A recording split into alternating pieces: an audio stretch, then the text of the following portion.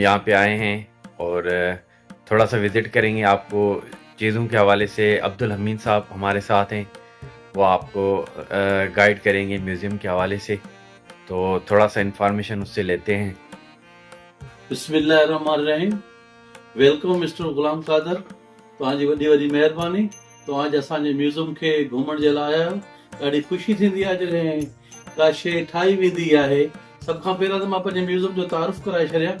असांजे म्यूज़ियम जो नालो आहे CDF म्यूज़ियम सक्रंड। असांजो इदारो आहे कम्युनिटी डेवलपमेंट फाउंडेशन। छाकाणि त असां एजुकेशन में कमु कयूं था, असांजो ॿारनि खे मुख़्तलिफ़ इलाइक़नि में पिकनिक ते वठी वेंदा हुआसीं, मुख़्तलिफ़ म्यूज़ियम घुमाइण वठी वेंदा हुआसीं। पोइ वक़्त सां गॾोगॾु ॾिठोसीं, जॾहिं ॿारनि जी किताबूं बि ॾिठियूंसीं, ॿारनि खे ॾिठोसीं, पंहिंजे पाण खे ॾिठोसीं, असांजे अंदरि अॼु खां 5 साल अॻु में हिकिड़ो शौक़ु जाॻियो त अहिड़ो को कमु कजे जेको असांजे डिस्ट्रिक्ट शहीद बेरिद्राबाद में केरु न कयो हुजे। सभ खां पहिरियों त असां सिंध टेक्स्ट बुक जा किताब खयासीं, उन्हनि में ॾिठोसीं त सिंधी जे किताब में कहिड़ियूं तस्वीरूं आहिनि जेके अॼुकल्ह ॿार कोन थो ॾिसे। उर्दू जे किताब में उहे कहिड़ियूं शयूं आहिनि, इंग्लिश जे किताब में कहिड़ियूं शयूं आहिनि। पोइ असां जीअं मैथामेटिक्स आहे, असां पहिरियां क्लास 1 खां स्टार्ट कयोसीं। असां ॾिठो त 151 शयूं जेके क्लास 1 में मौजूदु हुयूं पर ॿारनि खे ॾिसण लाइ कोन मिलंदियूं हुयूं। लाइक 1 पैसो, 2 पैसो, 5 पैसो, 10 पैसो, 25 पैसो, 50 पैसो। वरी जॾहिं उन शयुनि सां गॾु ॾिठोसीं काइदे आज़म जी केप कोन्हे, काइदे आज़म जो कोट कोन्हे, नांग पढ़ायूं पिया उते मौजूदु कोन्हे, बाल आहे त मौजूदु न आहे, वाच आहे त मौजूदु न आहे। असां सभु शयूं जॾहिं प्रोवाइड कयूंसीं, वरी असां लेसन 2 में आयासीं, लेसन 3 में 3 बुक्स में आयासीं। पोइ मुख़्तलिफ़ शयूं ॿारनि खे ॾिसणु शुरू थियासीं। मिटी सां छा ठहियलु आहे, सिल्वर जूं कहिड़ियूं शयूं ठहियलु हूंदियूं आहिनि, पितल जूं कहिड़ियूं शयूं ठहियलु हूंदियूं आहिनि, तांबे जूं कहिड़ियूं शयूं ठहियलु हूंदियूं आहिनि, कांसी जूं शयूं कहिड़ियूं ठहियलु हूंदियूं आहिनि। पोइ जॾहिं असां क्लास 4 जी साइंस जी किताब में पहुतासीं, उते हो क्लाइमेट चेंज, दुनिया में जेकी तब्दीली अचे पई उहे कहिड़े क़िस्म जी अचे पई।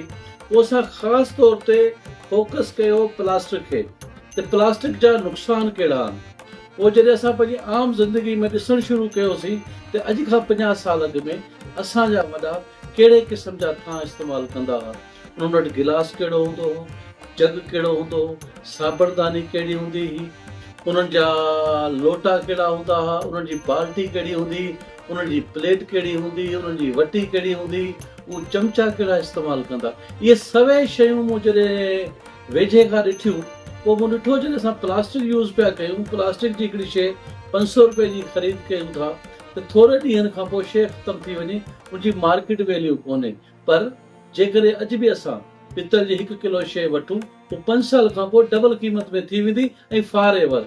असांजे सिंधी में हिकिड़ी मशहूरु चवणी में बि आहे, ही जीअं वटी तव्हां ॾिसो पिया, ही सिंधी में इहा वटी 100 ग्राम खां वठी 1 किलो ताईं इहे वटियूं हूंदियूं आहिनि, जेके असीं भाॼी में, खीर में, पाणी में, मुख़्तलिफ़ शइ में इस्तेमालु कंदा आहियूं। पर मां जेकी तव्हांखे चवणी ॿुधायां पियो त सिंधी में हिकिड़ी चवणी वटी त नालो अथई। माना अॻे ज़माने में थां जी एॾी वैल्यू हूंदी त उहे थां ते पंहिंजो नालो लिखाईंदा हुआ।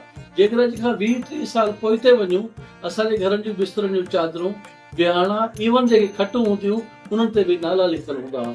पोइ ही म्यूज़ियम जॾहिं थियणु असांजो शुरू थियो आस्ते आस्ते, हिते असांजा जेके लोकल फिजियोथेरापिस्ट आहिनि, असांजा दोस्त आहिनि, एजुकेशन सां मोहबत रखंदड़ माण्हू आहिनि, उन्हनि असांखे एतिरो मवाद ॾिनो की असांखे गॾु करण में मसइलो थी वियो। हाणे असां वटि तव्हांखे एग्ज़ाम्पल ॾींदुसि, 20 रुपए जा सिका पाकिस्तान जा तव्हांखे मिलंदा, जेके आम मार्केट में अवेलेबल कोन हूंदा। 50 रुपए वारो सिको तव्हांखे मिलंदो, 50 रुपए वारो मिलंदो, 100 रुपए वारो सिको मिलंदो ऐं 550 वारो ई मिलंदो। पर जेकॾहिं पाण 50 साल पोइते वञूं, 2.5 पैसे जो सिको कहिड़ो हूंदो आहे, 3.5 पैसे जो सिको कहिड़ो हूंदो आहे। ईअं मुख़्तलिफ़ शयूं आहिनि त जेकी बि शयूं बाक़ी तव्हां चाहींदो, मां तव्हां सां गॾु हूंदुसि, हिकु हिकु शइ तव्हांखे ॿुधाईंदुसि।